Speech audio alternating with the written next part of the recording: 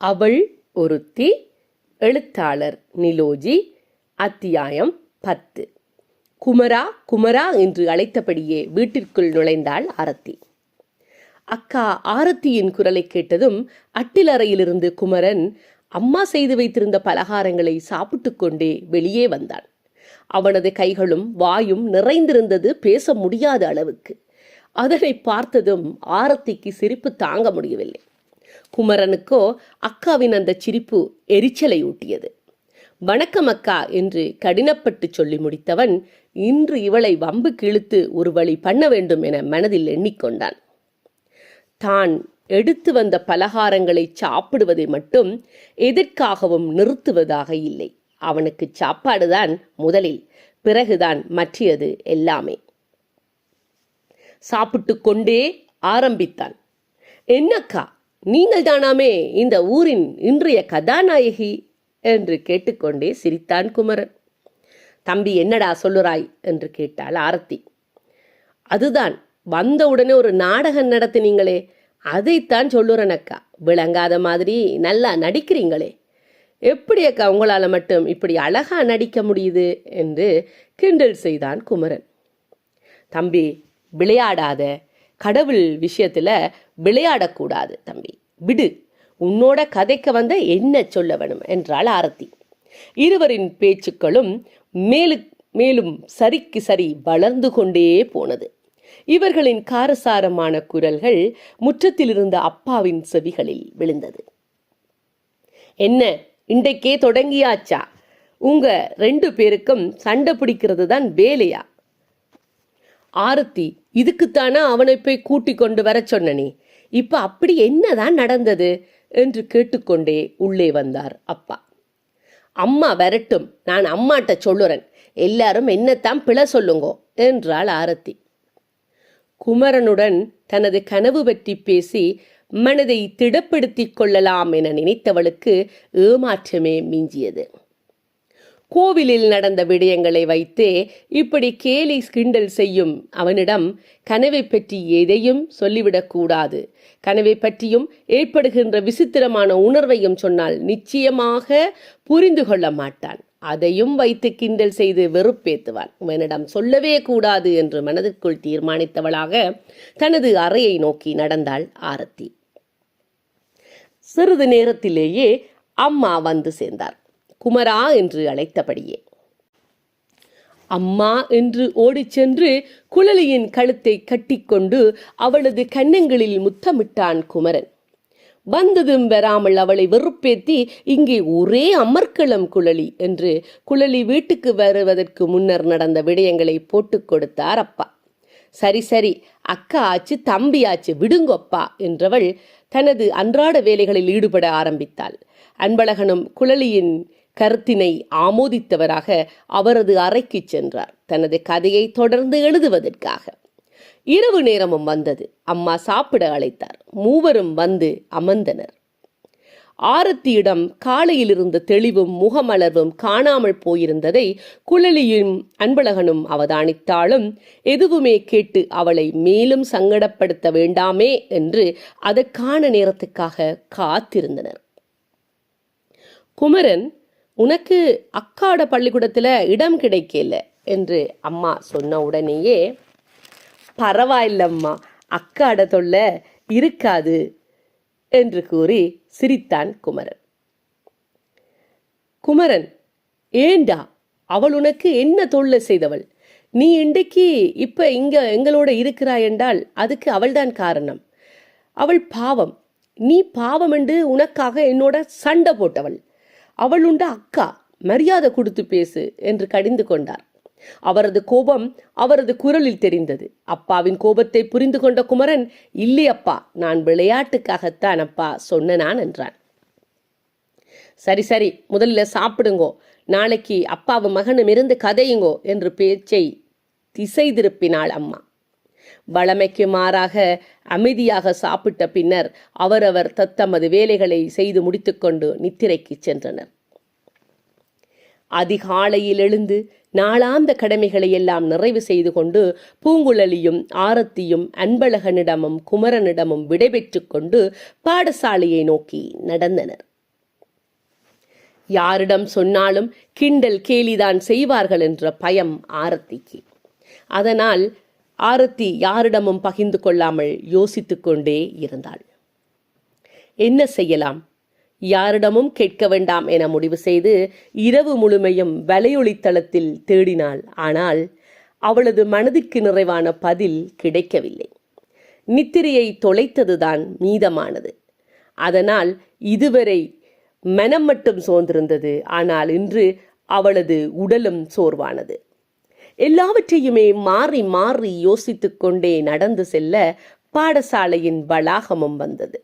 ஆரத்தி பூங்குழலியிடம் விடைபெற்று கொண்டு தனது வகுப்பறைக்கு சென்றாள். வழமை போலவே வகுப்பிற்குள் போனவளுக்கு அப்போதுதான் முதல் நாள் கொடுக்கப்பட்ட வீட்டு பாடத்தை செய்யாமல் விட்டிருந்தது நினைவுக்கே வந்தது. இதுபோல ஒரு நாள் கூட அவள் மறந்து போனது கிடையாது. இரவு முழுமையும் கனவின் அர்த்தத்தை தேடி நேரத்தை வீணடித்து விட்டேனே என்று தன்னை கடிந்து கொண்டு அவசரமாக பாடப்பகுதியை செய்து கொண்டிருந்தாள். அன்றைய தினமும் தாமதமாக வந்த சங்கீதன் ஆரத்திக்கு வீட்டுப்பாடத்தை செய்வதற்கு உதவி செய்தான். வீட்டுப்பாடம் செய்து முடிக்கவும் தமிழாசிரியர் சின்னத்தம்பி அவர்கள் வகுப்பறைக்குள் வரவும் சரியாக இருந்தது. வணக்கம் வைத்த மாணவர்களை அமரச் செய்த ஆசிரியர் பாடத்தை ஆரம்பித்தார். ஐம்பெரும் காப்பியங்களில் ஒன்றான சிலப்பதிகாரத்திலிருந்து ஒரு பாடற்பகுதியை எடுத்திருந்தார். சிலப்பதிகாரத்தின் கதாநாயகியான கற்புக்கரசி கண்ணகி மதுரையின் பாண்டிய மன்னனின் அநீதியான தீர்ப்பினால் ஏற்பட்ட விபரீதம் பற்றி விளக்கினார். பாதிக்கப்பட்ட கண்ணகியின் கோபமும் அவளின் கற்பின் வலிமையும் மதுரையை கொழுந்துவிட்டு எறிவதற்கு காரணமாக இருந்தது பற்றியும் விளக்கிக் கொண்டிருந்த போது ஒரு பெரிய சத்தம் கேட்டது. எல்லாரும் பயத்தில் என்ன நடந்தது என தெரியாமல் வகுப்பறைக்கு வெளியே ஓடி வந்தனர். வெளியே வந்தபோது ஒருவரை ஒருவர் பார்க்க முடியாத அளவுக்கு புகை மண்டலமாக இருந்தது. கண்களுக்கு எரிச்சலாக இருந்தது. பாடசாலையின் நூலகம் பற்றி எரிந்து கொண்டிருந்தது. அருகாமையில் நிற்க முடியாத அளவுக்கு அனல் வீசிக்கொண்டிருந்தது. பாடசாலையிலிருந்து தொடர்ந்து தீயணைப்பு படையினருக்கு தொலைபேசி அழைப்புகள் பறந்து கொண்டே இருந்தது. ஆனால் அங்கு இருந்தவர்களோ வாகனம் வருகிறது வந்து கொண்டிருக்கிறது என்று சொல்லிக் கொண்டிருந்தார்களே அல்லாமல் யாரும் வந்த பாடில்லை. பின்னர் தான் தீயணைப்பு படையினர் 2 நாட்கள் சம்பள உயர்ச்சி கேட்டு வேலை நிறுத்தத்தில் ஈடுபட்டுள்ளனர் என்பதும் வேறு நகரில் இருந்துதான் தீயணைப்பு படையினர் வந்து கொண்டிருக்கின்றனர் என்பதும் தெரிய வந்தது. அவர்களின் வேலை நிறுத்தம் பற்றி அறிந்த பின் அதுவரை இருந்த பதட்டம் மேலும் அதிகமானது. ஆனாலும் மாணவர்கள், பாடசாலை ஊழியர்கள் எல்லாரும் சேர்ந்து தண்ணீர் ஊற்றி அரும்பாடுபட்டு தீயை கட்டுக்குள் கொண்டு வந்து அணைத்தனர். பொது பணிகளில் சேவைகளில் இருப்பவர்களின் வேலை நிறுத்தங்கள் பொதுமக்களுக்கு எவ்வளவு சிரமங்களையும் இழப்புகளையும் ஏற்படுத்துகிறது, இதனை யாருமே யோசிக்க மாட்டார்களா என்று எல்லோரும் தங்களுக்குள்ளே பேசிக்கொண்டிருந்தனர். அப்போது ஆரத்தி தங்களுக்கு பக்கத்தில் இல்லை என்பதை புரிந்து கொண்ட அவதானித்த சங்கீதன் எல்லோரும் ஆரத்தியை தேடியும் காணவில்லை என்பதை அறிந்து உடனே சட்டென எதையோ புரிந்து கொண்டு வகுப்பறையை நோக்கி ஓடினான். ஆரத்தி ஆரத்தி என்று கதறியபடியே ஓடினான். அவனது கதறலை கேட்டு அவனோடு சேர்ந்து உதயனும் இசையாளியும் தேன்மொழியும் ஓடினார்கள். ஆரத்தி வகுப்பறைக்குள்ளேயே மயங்கி விழுந்திருந்தாள். ஓடிச் சென்று உதயனும் இசையாளியும் 2 மேசைகளை ஒன்றுடன் ஒன்று சேர்த்து போட்டார்கள். அதன் மேல் ஆரத்தியை தூக்கி படுக்க வைத்தனர். அவளது உடல் முழுமையும் அசைவற்று குளிர்வடைந்திருந்தது. நீண்ட நேரமாகியும் அவள் எழுந்திருக்கவில்லை என்றவுடன் பயத்துடன் ஆரத்தியின் அம்மாவுக்கு சொல்வதற்காக உதயன் ஓடினான். இசையாளி அதிபருக்கு தகவல் சொல்வதற்காக ஓடினாள். சங்கீதனோ அவளை தனித்து விட்டுவிடாமல் அவளுக்கு பக்கத்திலேயே இருந்தான். சங்கீதன் அவளது கைகளை தனது உள்ளங்கையால் தேய்த்து சூடேற்றி கொண்டிருந்தான். தேன்மொழி ஆரத்தியின் பாதணிகளை கழற்றி வைத்துவிட்டு அவளது உள்ளங்கை கால்களை தனது உள்ளங்கையால் தேய்த்து ஆரத்தியின் உடலினை சூடாக்கி கொண்டு இருந்தாள். சிறிது நேரத்திலேயே அதிபரும் பூங்குழலியும் நண்பர்களும் வகுப்பறைக்குள் வந்து சேரவும் ஆரத்தி கண்விழிக்கவும் சரியாக இருந்தது. ஆரத்தி கண்விழித்ததும் தான் எல்லோருக்கும் நிம்மதி பெருமூச்சே வந்தது. என்ன நடந்தது என்று தெரியாமல் குழம்பி இருந்தாள் ஆரத்தி. அவளது கைகளை பிடித்து சங்கீதனும் பூங்குழலியும் எழுப்பி இருக்கையில் அமரச் செய்தனர். என்னம்மா ஆரத்தி நடந்தது என்று கேட்டாள் பூங்குழலி. இல்லை அம்மா, தெரியல அம்மா, புகமணம் வந்ததுதான் தெரியும், அதுக்கு பிறகு ஒன்றுமே தெரியாம போய்விட்டது. சரி சரி ஆரத்தி, தேத்தண்ணிய குடி, எல்லாம் சரியாகிவிடும் என்று கூறிக்கொண்டே தனது கைப்பையில் வைத்திருந்த தேநீரை ஊற்றிக் கொடுத்தார் பூங்குழலி. ஆரத்தியும் தாங்கோம்மா என்று வாங்கி குடித்தாள்.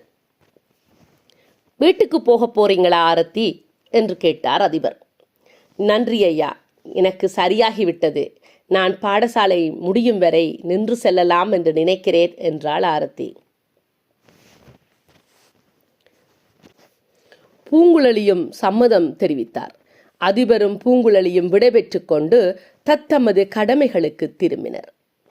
ஆரத்தியும் எழுந்து ஓரளவுக்கு பேச ஆரம்பித்தாள். சங்கீதனுக்கோ அவள் சரியாக இருக்கிறாளா இல்லையா என அறிந்து கொள்வதற்காக கேள்விகளை கேட்பதும் அவளுக்கு கதை சொல்வதுமாக இருந்தாள். உடற்பயிற்சி பாட நேரமும் வந்தது. வகுப்பிற்கு வந்த ஆசிரியர் இன்று மாணவர்களை மைதானத்துக்கு அழைத்து சென்றார். அன்றைய தினம் நடந்த சம்பவத்தை அறிந்திருந்த ஆசிரியர் ஆரத்தியை மரத்தின் நிழலில் அமரச் செய்தார். கால்வலி இருப்பதாக கூறி சங்கீதனும் உடல்நிலை சரியில்லை என்று கூறி தேன்மொழியும் ஆசிரியரிடம் அனுமதி கேட்டு பெற்றுக்கொண்டு ஆரத்தியுடன் மரத்தடியிலேயே போய் அமர்ந்தனர்.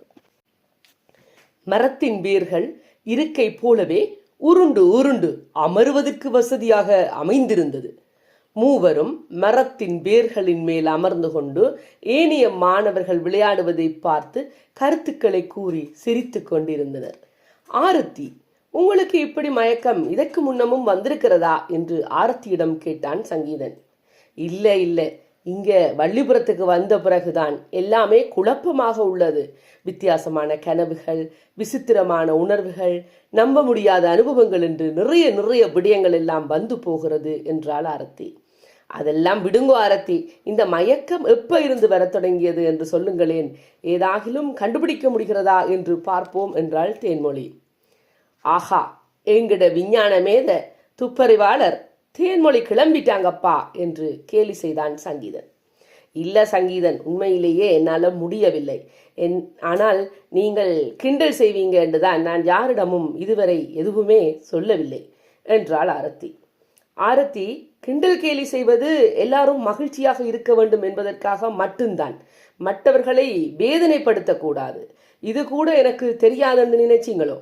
நீங்க சொன்னா தானே தெரியும், என்னன்னு சொல்லுங்க ஆரத்தி, எங்களால் ஏதாவது உங்களுக்கு உதவ முடிகிறதா என்று பார்ப்போம் என்றான் சங்கீதன். இங்கு வருகிற வரையில் இப்படி ஒரு நாள் கூட நடந்ததில்லை. இப்பெல்லாம் நெருப்பு புகை என்றாலே ஒரு பதட்டமாகி கண்களை இருட்டிக் கொண்டு வருகிறது என்று தொடர்ந்தாள். நன்றி.